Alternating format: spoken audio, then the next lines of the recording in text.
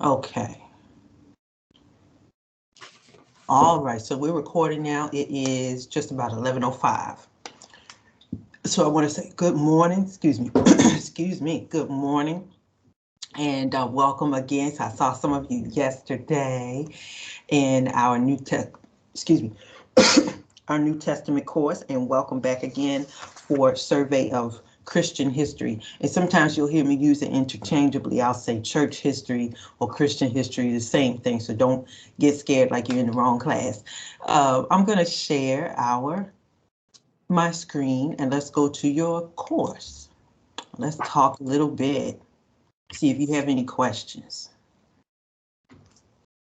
All right. So for those people who are watching, going to watch the video a little bit later. Make sure that you go to your D2L class, Survey of Christian History, or you may hear me say church history, all the same thing.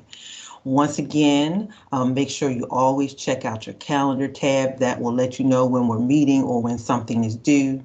Your modules, we'll go over some of those in just a second. I try to break them down by weeks.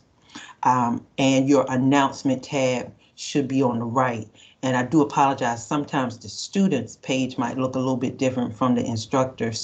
But the categories should be the same. I do apologize.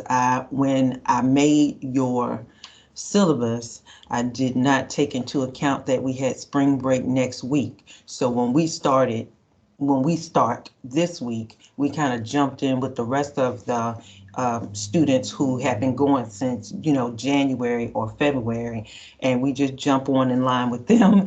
And we will have our spring break next week, which is March 14th through the 20th. So we won't meet virtually next week. So let's talk about a few things and then we will talk about your syllabus. All right, so you'll see that you have modules that are broken down right here in the middle of the page. I do want you to, let me go up here. Syllabus and resources, this is where you'll find your syllabus and I'll check that out.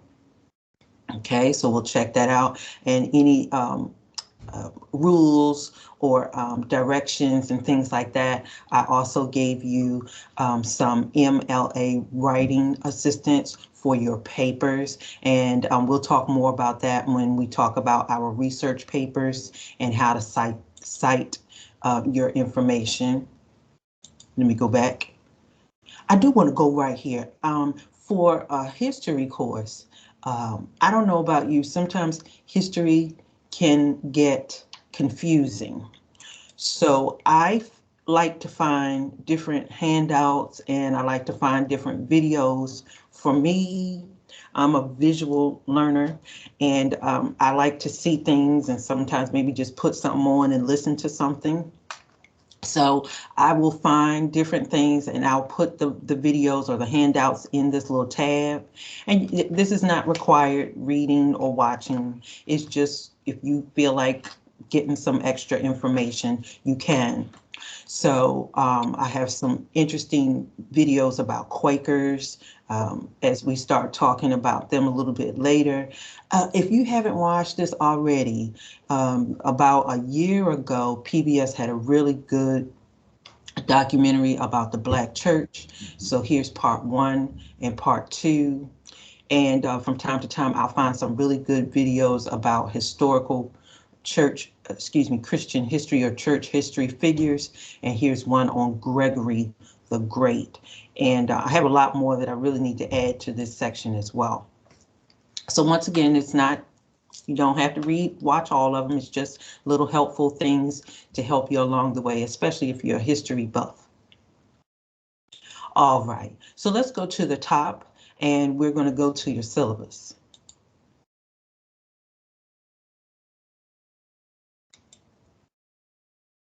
All right. Now we meet on Thursdays at 11, and of course we are online. And of course, if you cannot make it virtually to join us, you're going to watch this video at your leisure. Spring break, like I said, is March 14th through the 20th. And our last day, I believe our last official day is like May 5th, but that includes like finals week. So I think like the last day of classes, I want to say should be like May the 2nd or May the 1st. I do want to talk about your book, and I don't have it on my bookshelf right now, but it is called The Zondervan Essential Companion to Christian History by Stephen Backhouse. And you can also pick up, or if you have with you a Bible that will assist you as well. Okay, so just make sure that you get a hold of that book. If you have any issues, just let me know. One thing I do want to say about the book, because this is a survey type of course, I love this book because it gives you just enough for Christian history. We are going to touch and move on certain aspects, but we don't have the time in 8 weeks to really stay in one particular era and just exhaust it. So I love how it just gives you just enough about a particular point in history. I'm going to fast forward a little bit. I'm not going to read all of this to you, but I do want to talk about how you'll be graded. You'll have discussion forums. That is 20% of your grade. Your forums will spark your discussion about your reading and make sure you're reading in your text. This week, you just had your introductory forum, nothing to read just yet. And always be kind to your classmates. We have folks that are coming from different faiths or maybe different beliefs. Make sure that all of your work is done by Sunday nights, 11:59 p.m. So let me go back. We start our week on Mondays and we end our week on Sunday nights. I got a brain freeze right there. Sunday nights. So in your discussion forum, make sure that your first post is at least 200 words. And then you want to respond to at least 2 classmates. Okay, and make sure that reply is at least about 100 words. Make sure you check over your spelling and your grammar.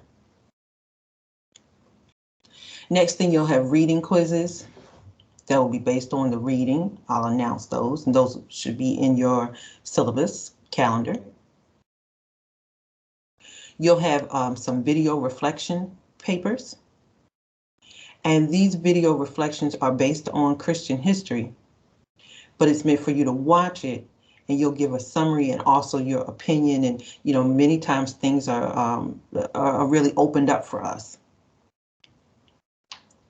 Letter D will have a historical church figure research paper.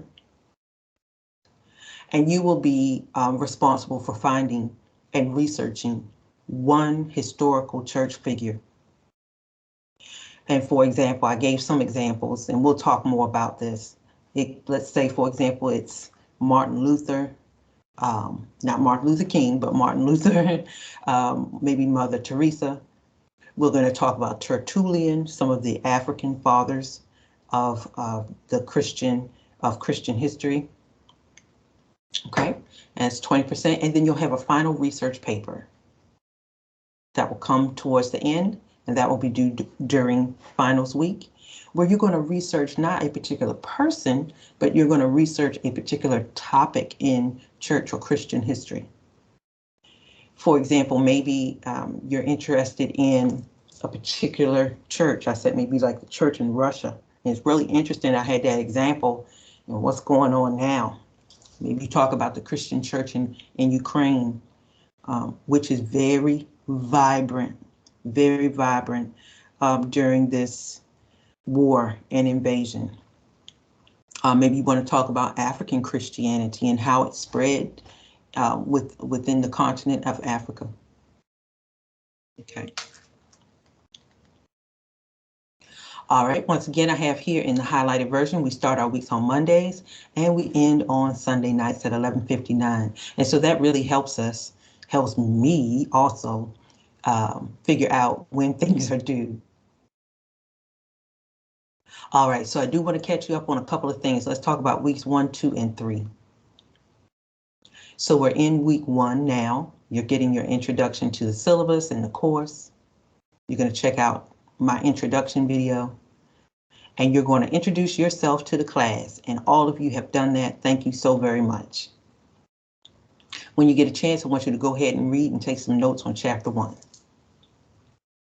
Now, because next week, is spring break, we're going to lose a little bit of time, and I apologize when I did this.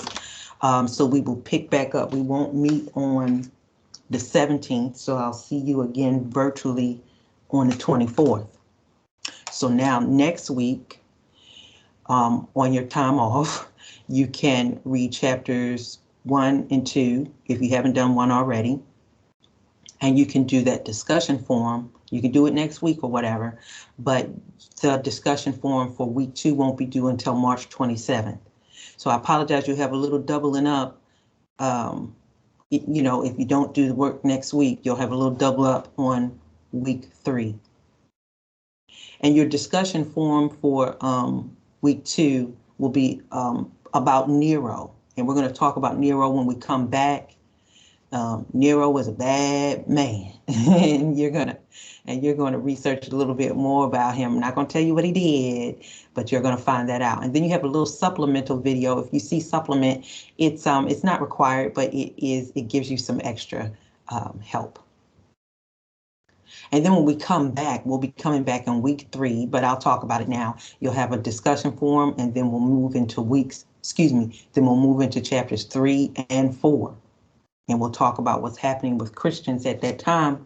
There's something called a lapsed Christian. I'm not going to tell you what it is. You'll figure out in your reading. And then you'll have, in week 3, that'll be week of March 21st, you'll have your first assignment. That'll be your video 1 assignment. Now, let me just pause. Any questions so far? Try not to go too far ahead. All right. Okay, so what I'm going to do, good morning. I see some new faces. Hello, Gregory, let me make sure I get my roll. Hello, Miss Duhart. Hello.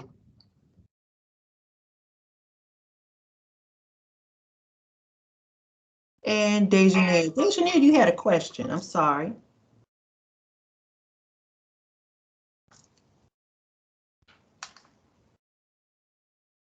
Miss Dejanir, you had a question? I saw your hand up. Uh-oh. I think you're on mute. Try it again. Uh-oh. Hello? There you go. You can hear me? Yes. Okay, cool. Hello. My question is, for our reading, which book are we supposed to be reading out of? Good. Which book? So you are going to, let me go back here. And if you guys have any questions, and I apologize, my book I left on my other bookshelf. It is the Zondervan Essential Companion to Christian History.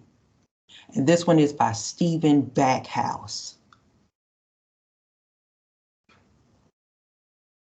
And please let me know if you have any issues with getting your books. And I can make a few copies for you. Can't make it all due to copyright, but let me know. Let me see if I have one up here.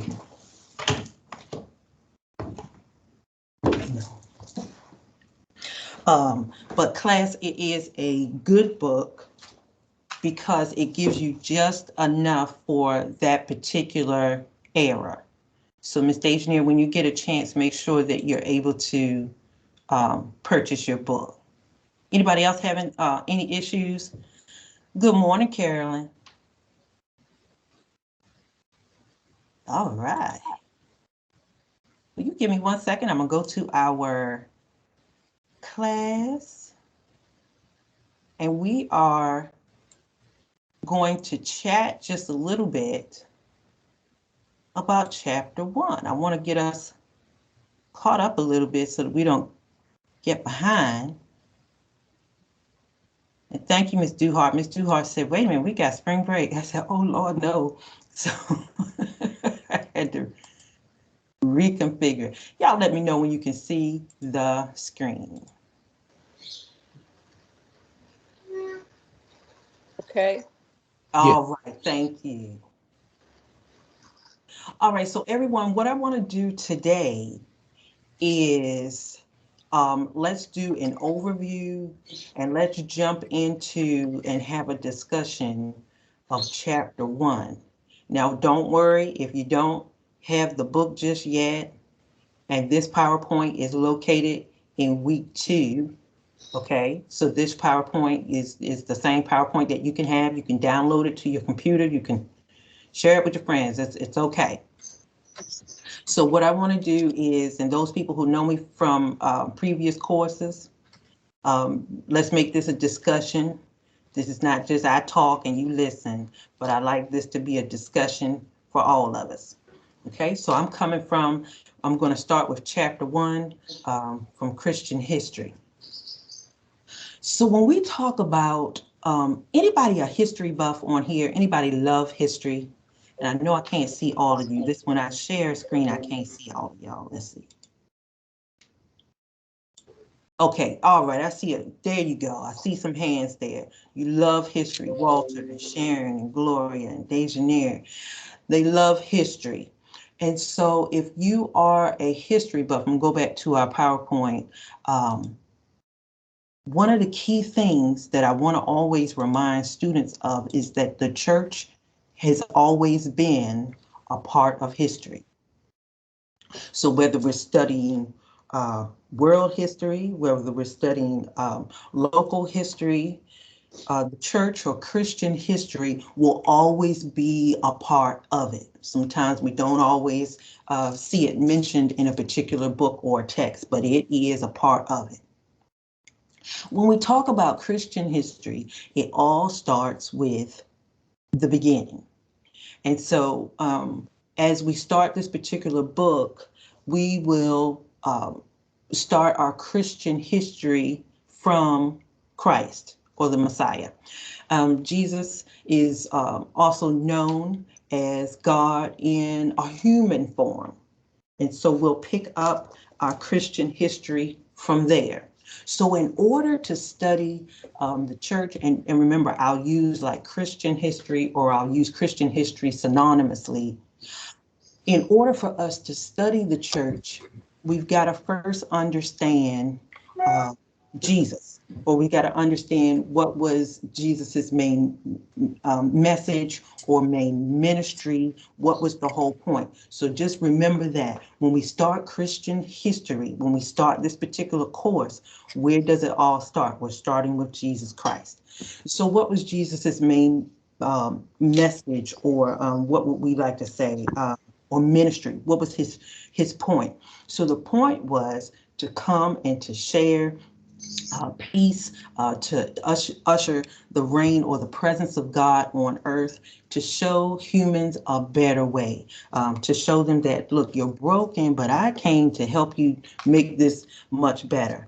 And so the common themes that we see of Christianity, some of you are taking New Testament with me, and let me go back a little bit. So when we talk about Old Testament, we're talking about Hebrews and we're talking about the Jewish faith. But as we come into the New Testament, this is where we start to really see Christian history take off, because we see a birth of a new movement, a new religion.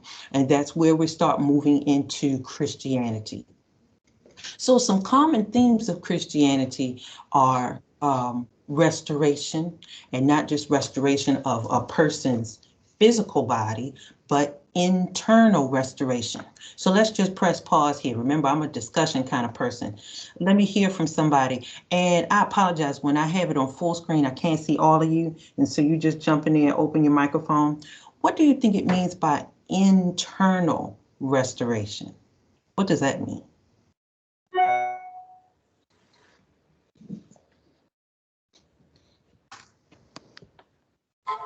What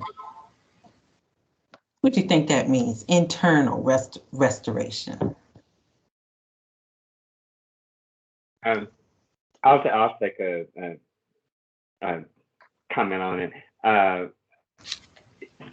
We inside, have thoughts and things that are not always pure or whatever, Right. which may be against, what God would truly have us to do. So internal restoration would be restoring us to what you said earlier that Jesus said was to give us that inner peace, which is, different from, I guess, the wars that you were faced now where you have to dodge bombs, but right now we have to dodge sin.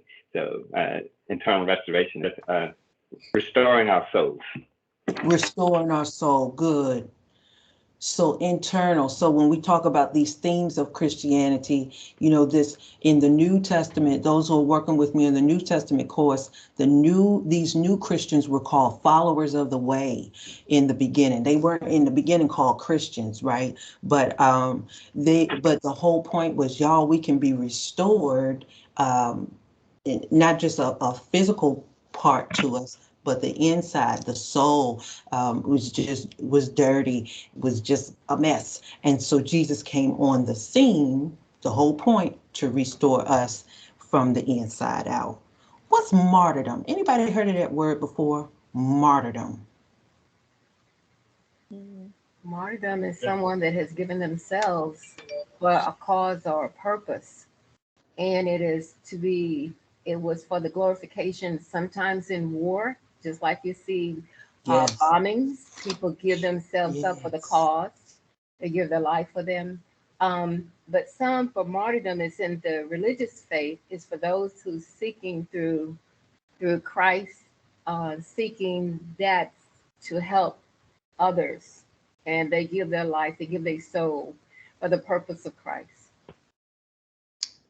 And tell me, was that Carolyn who was just It speaking? was.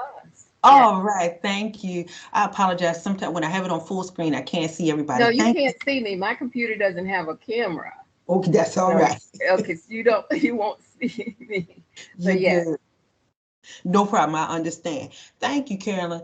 Martyrdom. So martyrdom is, someone gave their life. We're going to study that in Christianity, in the New Testament. We see a lot of the new followers. Remember, they were called followers of the way in the beginning, and they were real serious about what they believed. And it was like, you know what? Okay, if you got to kill me, you can go on and kill me because I'm going to be with the Lord. And we see that, yes, Carolyn, in other religions as well. So we're going to study that too. And here's the second common theme in Christianity: is a relationship that Christians have with their countries. So as we start to move and learn about Christianity, okay, here's the key thing that I also want you to remember is that Christians, no matter where they live around the world, whether we're in the United States, whether they're in Russia or the Ukraine, whether they are in Nigeria, whether they're in Egypt, the Christian is operating within a particular government, country, or rules. So when we start talking about, and I apologize, y'all, my eyes are itching crazy. When we start talking about Christian history, the government always has something to do with how the new Christian, or how this new Christianity, or even us now, the government or where that person finds themselves, where that Christian finds themselves, always has to do with their relationship with their area, with their country. Okay. So I want to move to a couple of things right here. We won't go to the book just yet because I know everybody doesn't have it, but I do want to talk about how things moved in terms of Christianity. And let's use this as discussion time as well. So remember I said earlier that Christians were not always called Christians. And so this part of Christian history or church history really is born out of the New Testament.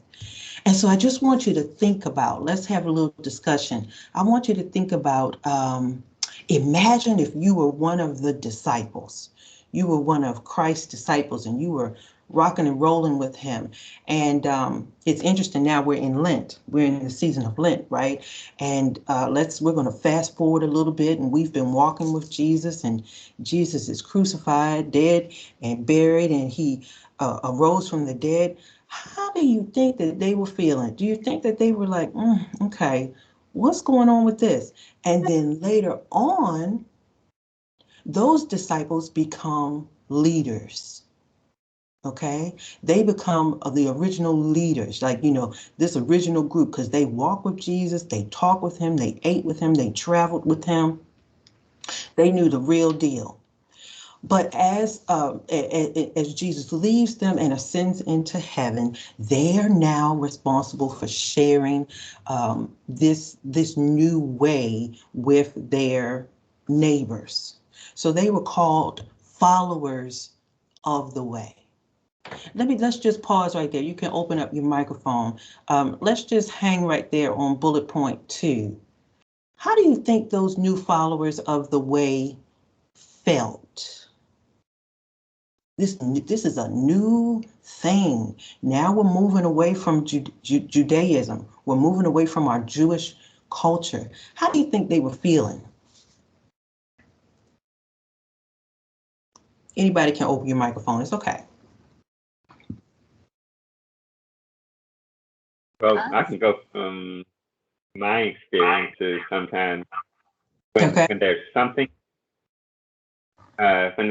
new, there's a little apprehension, but yes, I'm excited about it because it's something new that so I would imagine that they would have been charged, and I mean just feeling all good about Right. telling others about it, as long as there was not a whole lot of resistance. Right. If somebody, and somebody can do this and type in the chat, Walter said apprehension. Put that word in the chat, apprehension. I think I saw Troy. Were you jumping in there, Troy? You did see me. I'm trying. Are you talking his disciples, his apostles, or those who came after them?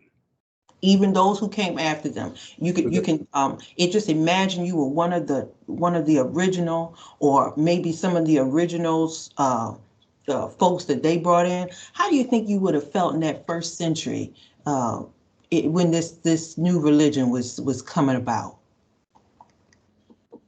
It's like my brother was saying. It's like my experience. I felt good, excited. So I would assume they were excited about it.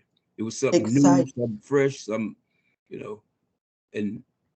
they saw the miracles that were done by these men. So it was an exciting time. The church was excited then. Exciting. If somebody can type that in the chat. Exciting. I heard Troy say they saw it firsthand. Y'all get that. So imagine, it just blows my mind, right? Just imagine if you were able to walk and talk with Jesus and to see these miracles firsthand, and you're like, y'all, let me tell you what I saw. This is the real deal. And you're just so excited, and you're trying to tell all the people of Rome about it. But now, do you think that everybody was apt to really hear this new way? No. Can I go back to something you just said? In Go the ahead. beginning, it says, when Jesus died and ascended, the disciples was left there. They were called followers. Yes. But they had to experience a transformation. Yes. See, they were led first. They were led, so they were called followers. Now that they will become leaders. That transformation they had to believe in the word itself. They had to believe in themselves. They know how to speak to the multitude of people that they were coming to. Right. So this transformation brings about a change in the terminology of the way they spoke, approached things. Jesus was their guide. He guided them and Right. he instructed them. Now they were Now they were the of- leaders. now they were. So as an individual, I'm gonna take a parallel to that. It's the civil Sure. rights movement. Awesome. When we Awesome. walked with the civil rights back in the 60s when I was growing up, Yes. it was brand new. And everybody wanted to hear, wanted change. That's what the people did as Jesus Right. was instructing. We wanted change. We wanted to have our voices heard. We wanted to know if we were walking in the right way for justice. That's what the That's civil right. rights movement. So we had a leader. We had several leaders to follow. Several. But the one that we listened to was Martin Luther King. I'm going to compare that, not saying that he's God. Right. I'm I not got saying you. Martin Luther King is God, but I'm going to use the comparison as the leader.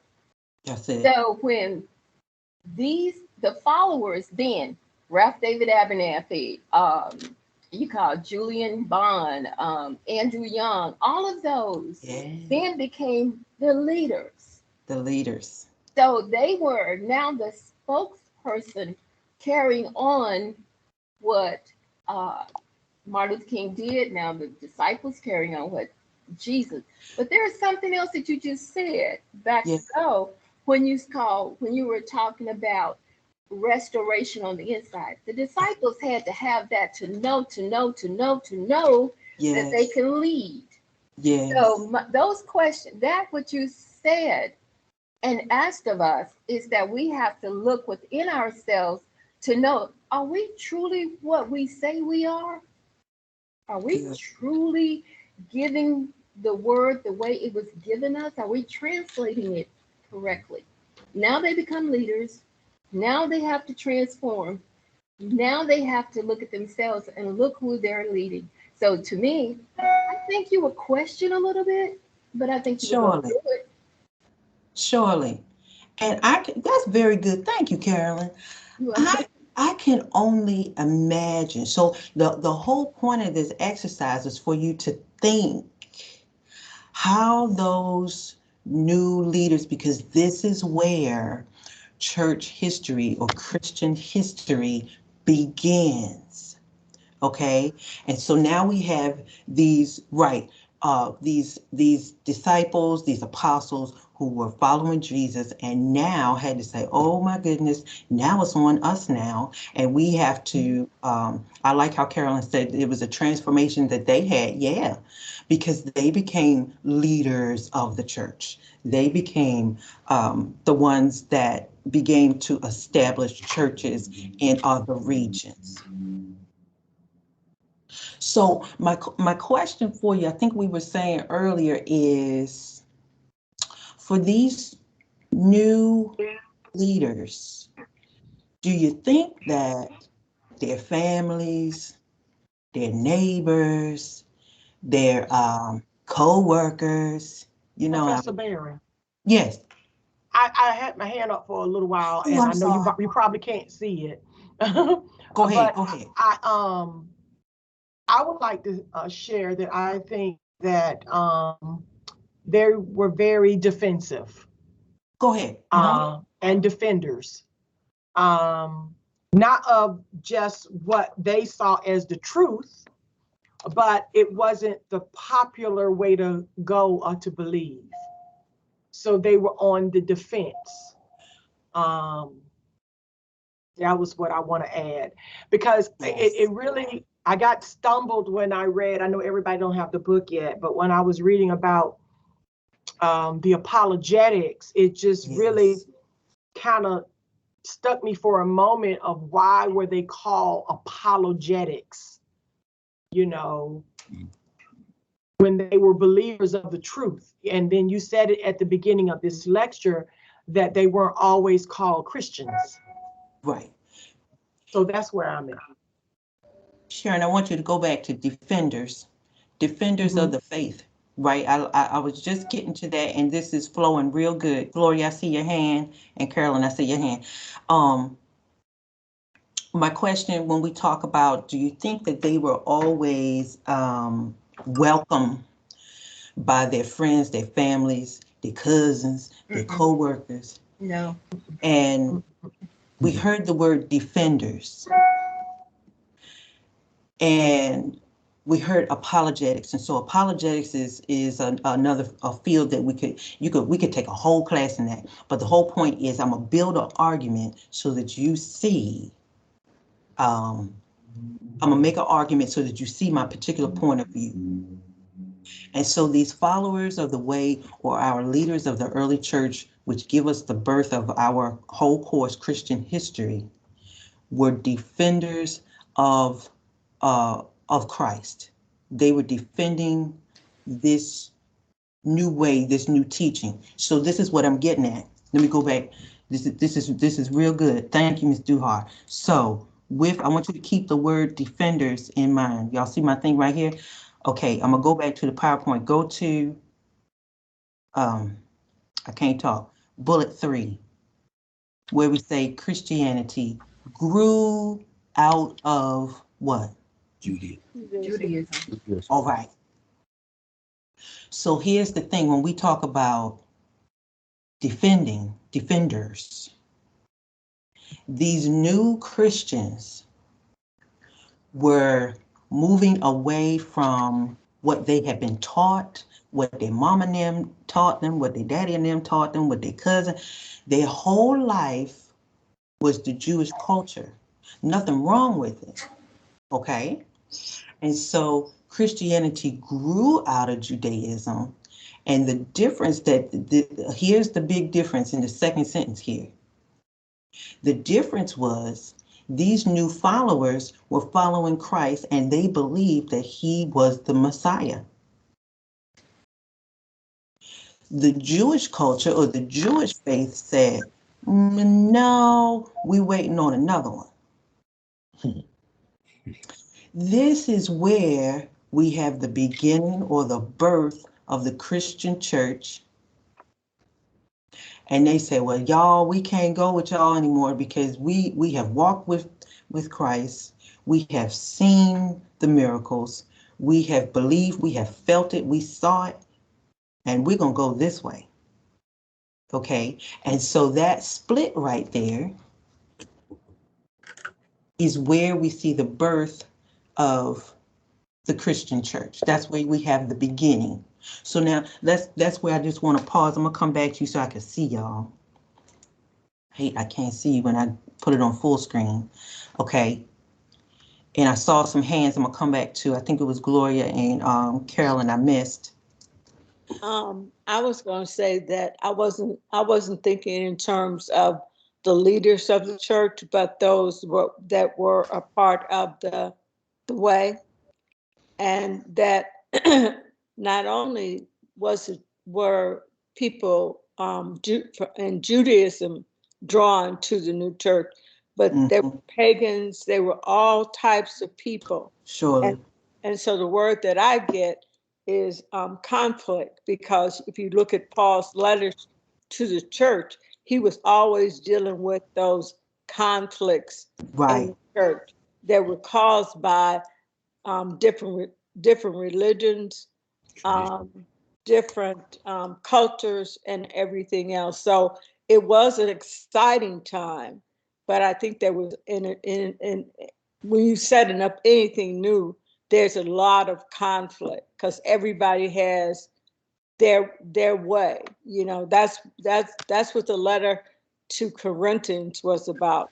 There was everything going on in Corinthians, but some of them had brought them from their religion and they thought it was okay to continue it. Surely. So I added this in the chat, conflict, the word conflict. As we, and really is going to be a recurring theme in the book. And I meant to say this in the beginning, and we can't get away from it, right? We're living in 2022 and we got conflicts in the United States, but we got conflicts over in Russia and Ukraine. We got conflicts in the Middle East. Thanks, Ms. Duhart, this anticipation, for a new way. But Christian history, as we study every chapter, every area that you will see that Christianity starts to move into is going to be paved with some type of conflict. Every era. So when we start to see Christianity move into different countries, into different continents, so-and-so doesn't like it like this, and this group didn't like it like that. And when you worshiping like that, well, we're going to worship like this, and we're going to separate from y'all. Conflict. And we're all adults on here, and we know that conflict is not always bad. Okay, I have a question. Right. Go ahead, Troy. Okay. Troy, I apologize. Hold on. Troy, press pause. Hold on. I apologize. Miss Carolyn, I did see Carolyn's hand, then I'm going to come back to you, Troy, okay? No. Go ahead and answer. I'm fine. Okay. Troy is good. Go ahead. Okay, thank you, Troy. I guess what I'm trying to understand, we were talking about the disciples after Jesus went out of here. He received them in glory, and then he left them to carry on the work. Right. So we have jumped from them to us. So what that's what I'm trying to understand here. But I thought we were talking about the disciples. This was new, but they were trained already to know that they're going to be hated of all men. You got it. You got it. Just because of his name. You got it. They were going to be hated. So they already knew this was coming because he trained them and he prepared them for the work. You're right. That's it. Jesus told them that they would have conflict, that people would hate them just because of him. But watch this, Troy. Even though this is okay, so even though they're human, right? All of the disciples were human men, and even though they were human, it still didn't feel good when people were saying you couldn't worship, or destroying where you were worshiping, or moving you out and ostracizing your group and say y'all got to live out here. That's true. I agree with that. But he told them through much tribulation. Yes. He said, you have to be of good cheer. Through much tribulation shall you enter into this new way of living. So he prepared their mindset because he knew he couldn't stay here. He said, expedient that I get out of here. That's right. I agree, Troy. Jesus did prepare them, and as the church is growing, and as the church is growing, we're going from the disciple to us. That's what I'm trying to get an understanding here. I thought we were talking about his disciples, his 12 apostles. Oh, we are. We started there. Okay. Now we're in our time now.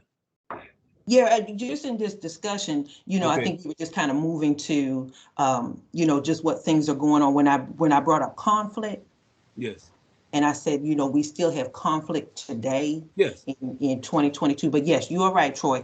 As the church is birthed, and my discussion was what was happening with those original disciples. Remember, they were feeling uncomfortable. You said alienated. In the beginning, they're excited. Ooh, we got this new thing that I'm gonna tell everybody about. You know how you pumped up and you got something good, and you're gonna tell your community, you're gonna tell your family about Christ, but everybody was not welcoming of their message. Right.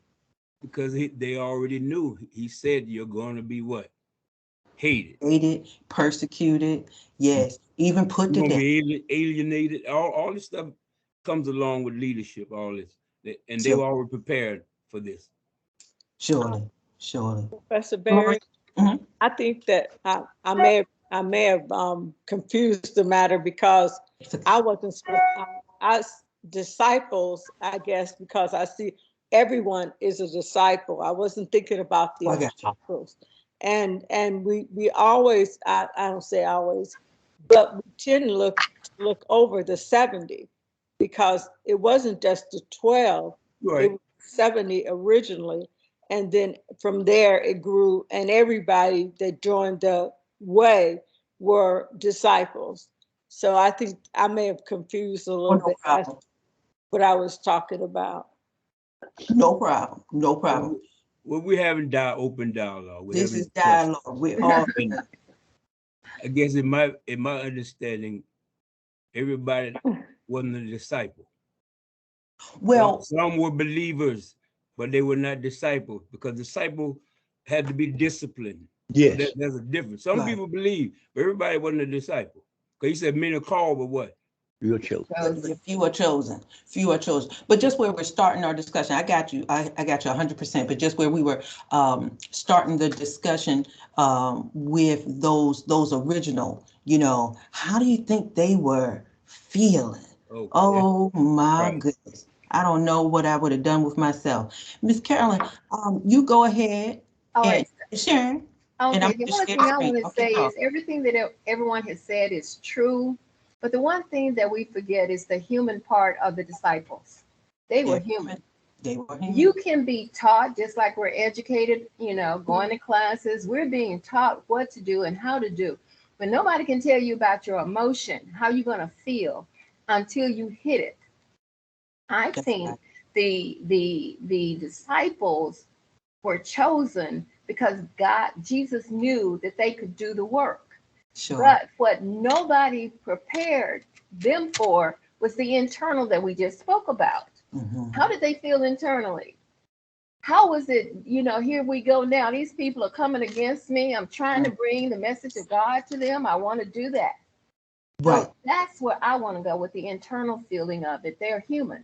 I think they were scared, like everybody said. I think what is very interesting is that the same question that you presented, Professor Berry, of how they felt then is identical. I'm sorry, I'm at work, so I got to put this on mute. It's very identical to how the born again believer feels today.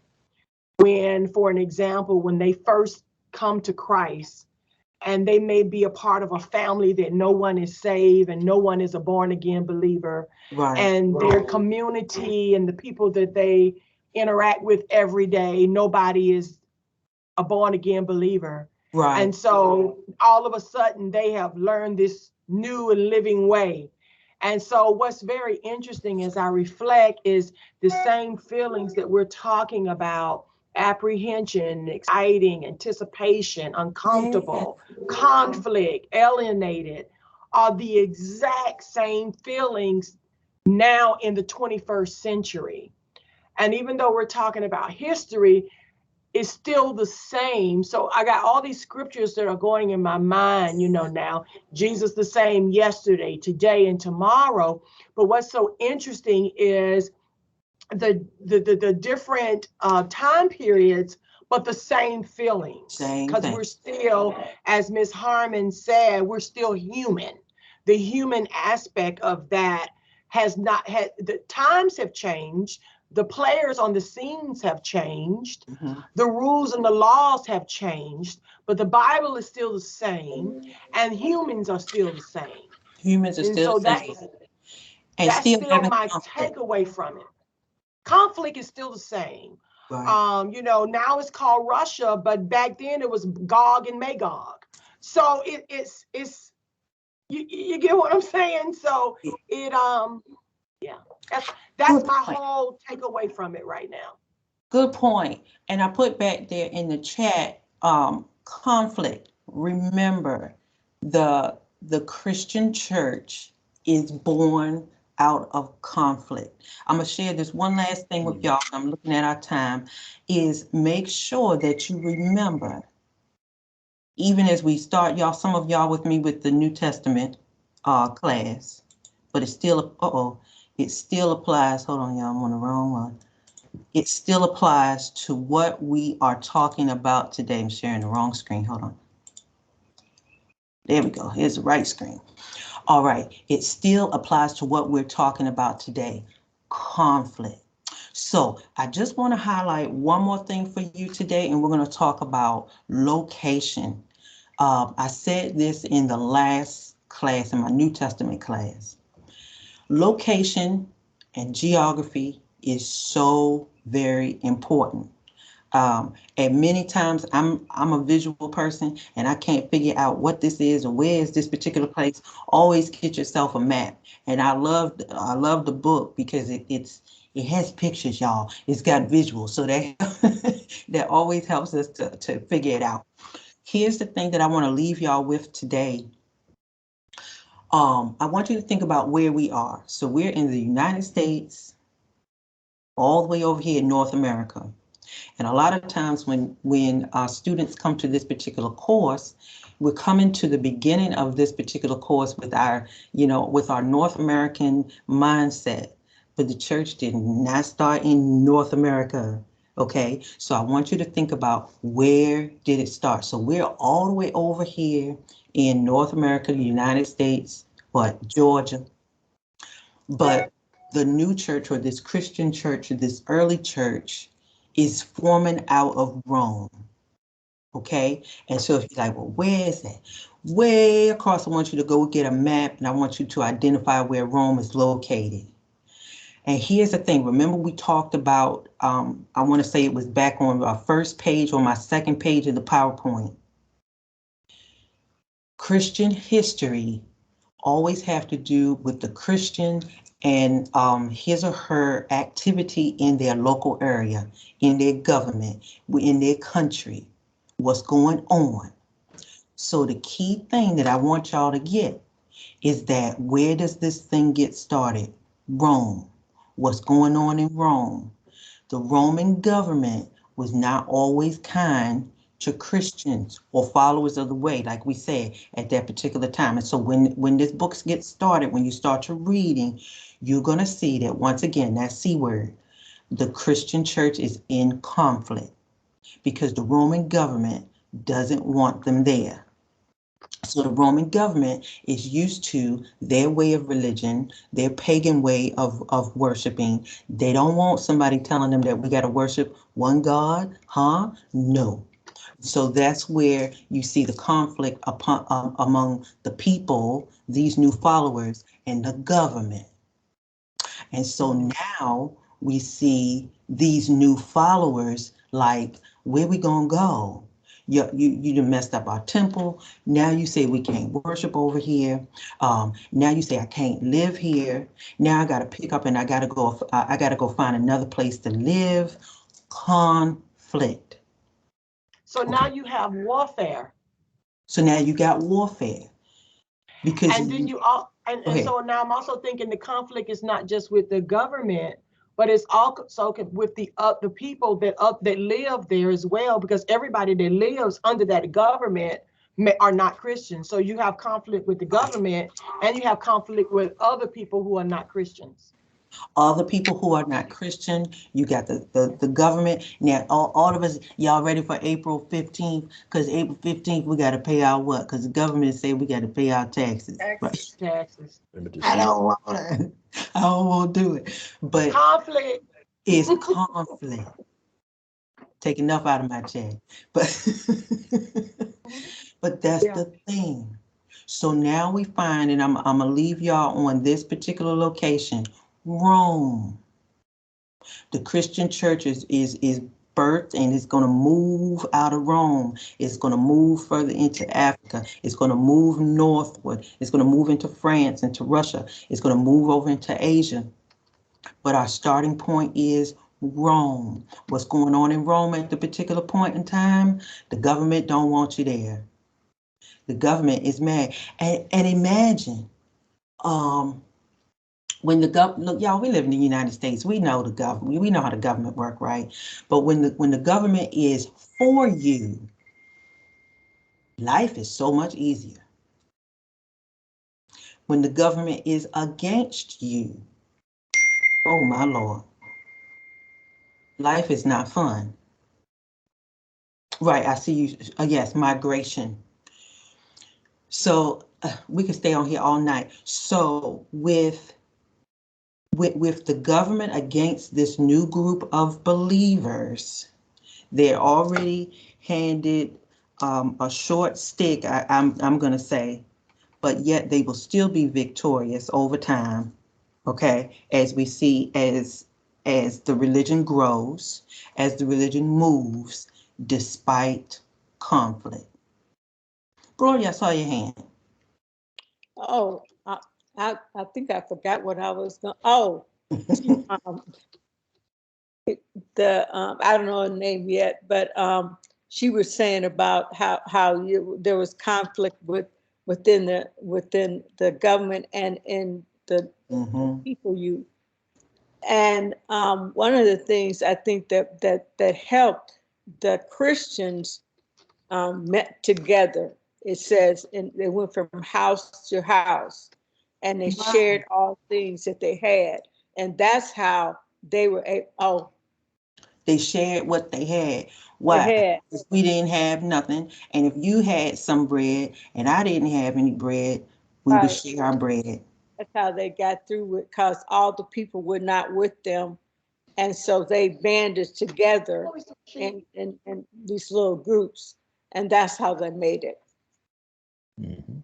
Amen. Thank you, Gloria.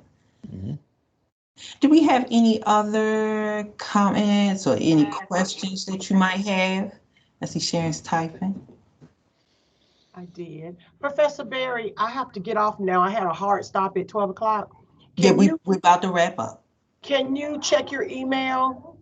Yes. I just sent you an email. Got it. Okay, thank you. All right. Thank you. Thank I you. enjoyed everybody. Gloria, my name is Miss Duhart, or Sharon for this class. Duhart. There's a Mr. Duhart. Yeah, that's my husband. Oh, that's Mr. Duhart. Okay, great. They're learning together. Any other questions, comments before we wrap up today? We had a good session. I think the young lady with the braids, I don't know her name, but she had her hand up for a while. Dejanir, you had a question? Was it her? She looked frozen. Oh, yeah. Frozen. Hey, Walter, good to see you. Okay, I think she's frozen. Okay. All right, everybody. So remember, y'all get off easy. You got a spring break next week, and keep up with your reading. So I am going to see you again virtually on the 24th. And for those people who are watching the recording, you're going to watch, the recording. I'm going to try to post something for you, for those who missed it today, and I'll have this posted up probably in the next hour or so. All right, everyone. All right. Take care. You all have a good one. Miss Berry. Yes. Okay, Dejanir, you got it live. There you. Yeah, my computer did something. I'm sorry. My question to you is, so can I send you a screenshot of what the book I think looked like? I try to look for it on Amazon. Take a picture of it. That's where I bought mine, Amazon. On Amazon? Okay.